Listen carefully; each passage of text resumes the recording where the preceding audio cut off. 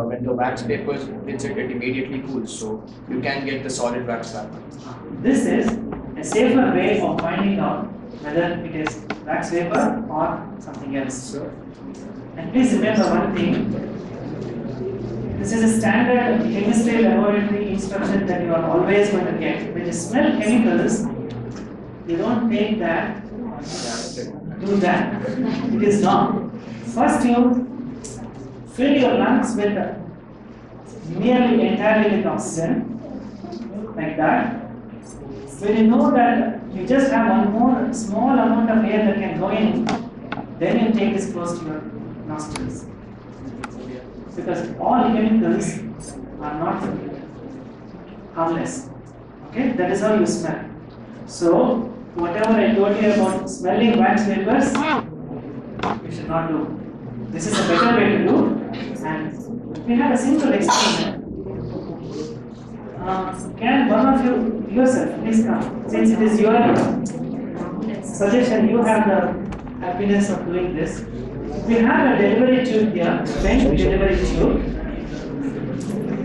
Okay? Now you collect the wax vapors through this tube.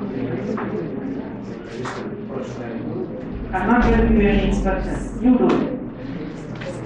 I want you to collect wax vapors in this tube.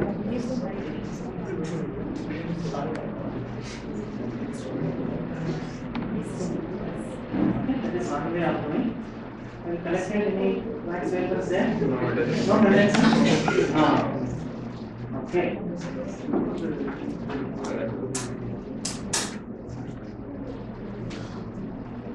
You don't have to put it out. You know where to find wax vapors in this now? Where do you find wax vapors? Around the window. Around the window. So all you have to do is to insert this close to the wick there.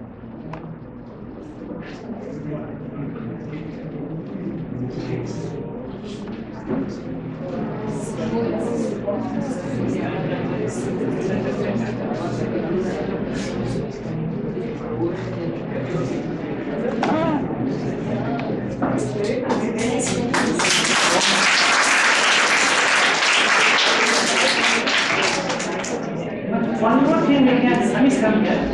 I'll just try to attend one more thing. Now you know how to collect the wax. If it is really made of wax vapors, then I should be able to let it catch fire. Okay. You dip this in the wick so that you get more of wax.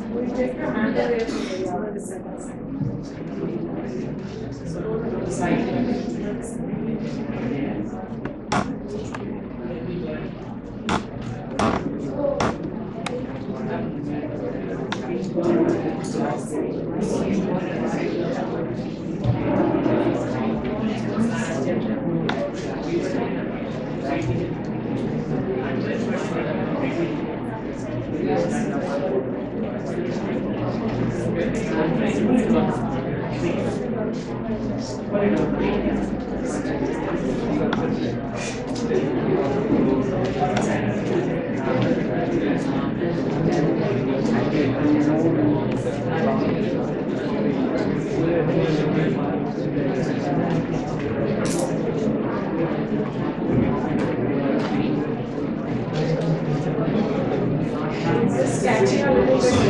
Just a second, but it is putting on immediately.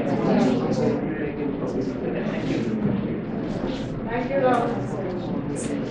See, when he was trying to catch some wax vapors, he also collected some black deposition outside. What is that?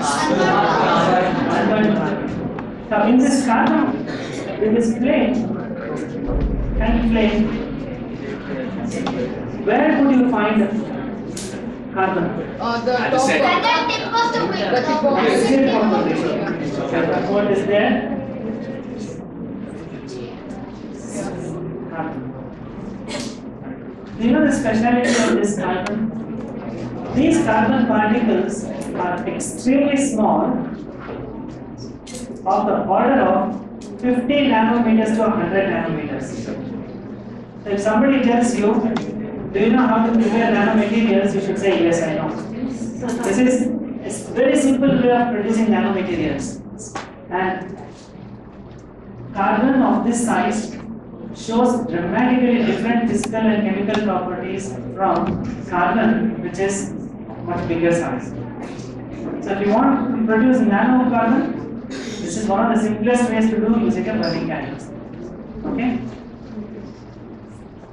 We are still not done with the candle flame. So why do you think the candle flame has the shape it has? And then we will talk about why it doesn't take this shape in spacecrafts, space stations rather. Why do you think the candle flame is always shaped like this? Anybody else who has not answered the question so far?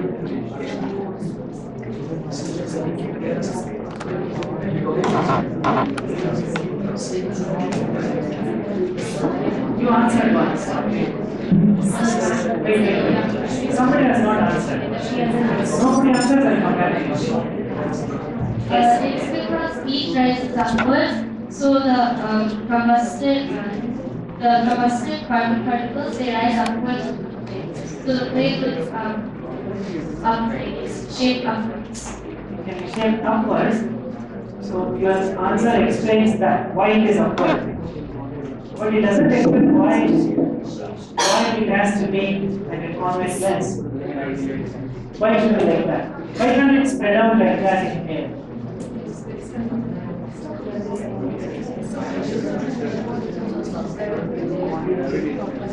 Maybe gravity has a role to play. Pardon? Gravity has a role to play in this. Very much. Can you elaborate on that? Plane rises upwards, the gravity pushes it down. So a point to make it, if it is streamlined, it can point upwards better. That's why it's shaped like a T.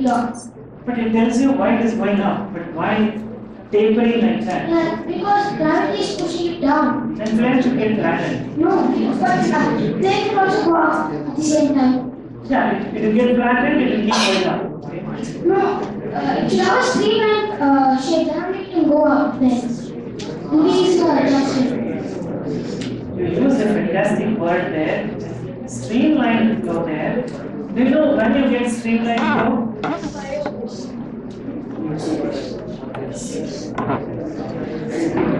You're given a fantastic answer, by the way. You just have to elaborate on it.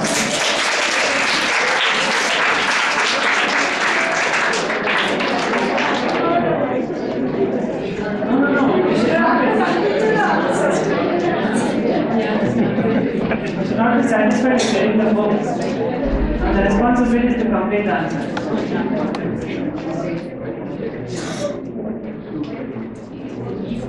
What do you mean by streamlined flow?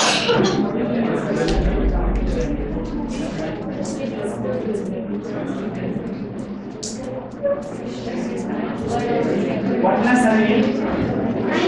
Ninth. Okay.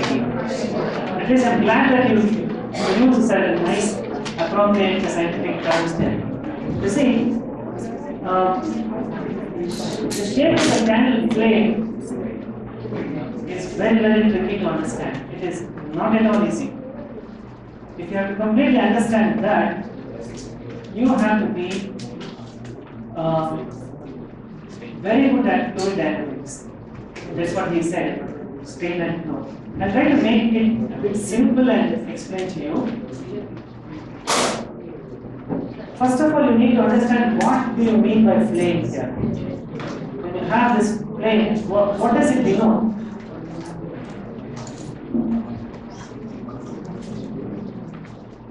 What does it denote?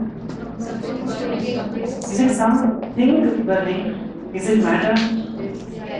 Is flame matter? If you say yes, then you should be able to give me the chemical composition of the flame. It's not. An orange flame is an orange flame, whether it comes from Bunsen burner or from this or from that.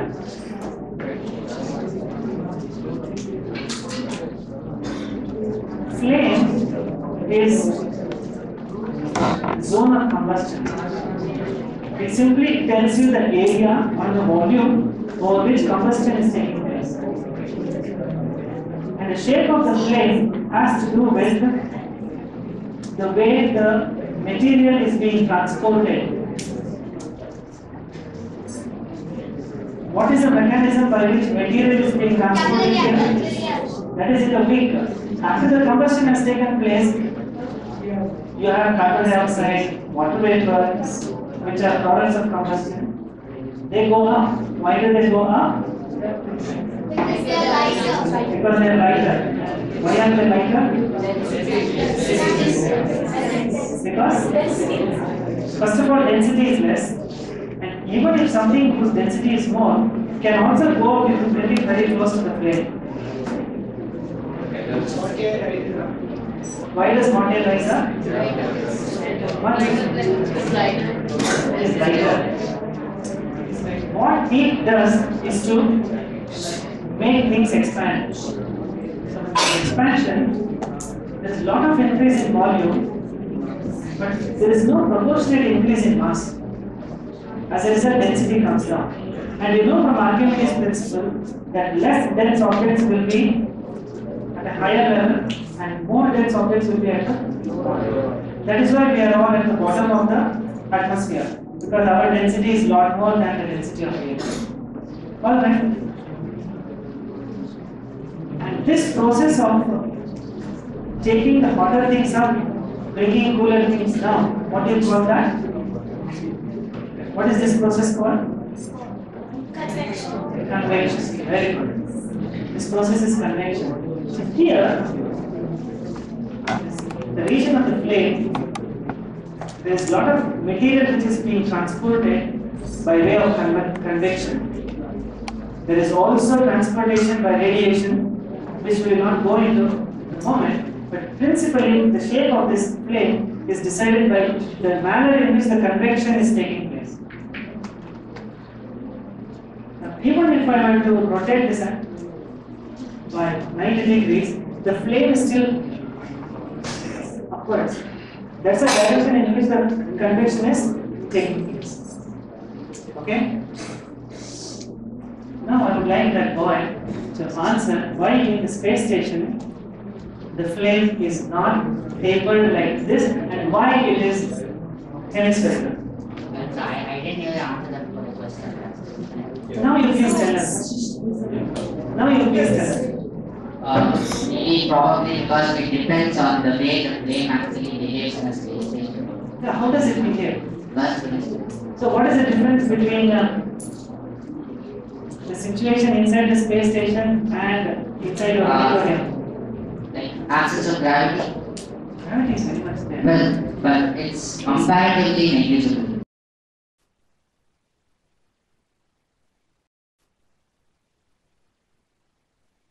So what does that do? That would affect in the shape of the flame. Surely it does. Now, between these two statements, gravity is less, it affects the shape of the flame. There are a number of other missing links now you have to fill up. Okay, maybe the necessary forces of the subatomic particles which are there. Subatomic particles Like quantum mechanical forces like strong force of equals probably the weakening of them creating a change in enthalpy and this can be explained completely on classical physics. Quantum physics do not require. I don't think I can give a classical explanation for that, but might be a quantum explanation. There is no quantum mechanical explanation for this.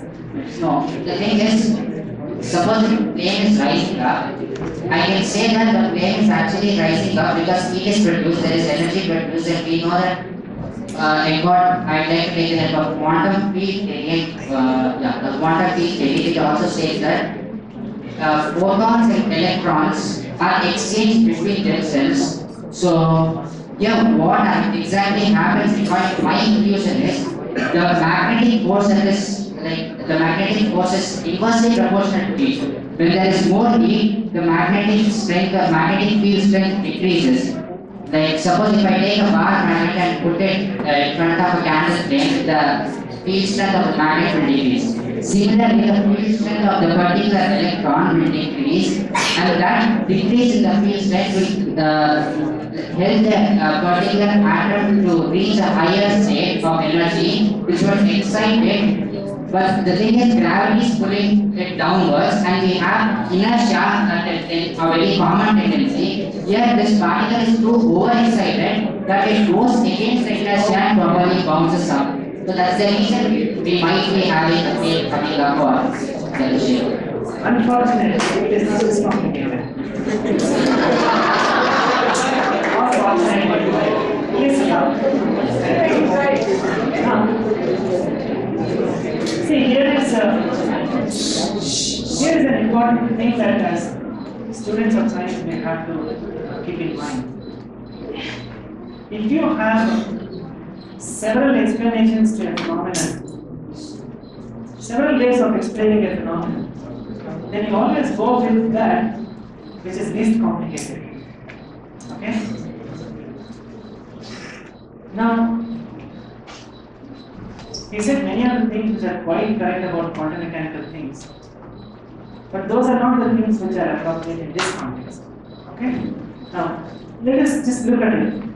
We have the shape of the flame here, and as I told you, this is entirely on account of the convection pattern, the pattern in which the material is being convected out. For convection to be there, you must have buoyancy. If there is no buoyancy, there is no convection. Because in convection, materials must constantly go up and down like that.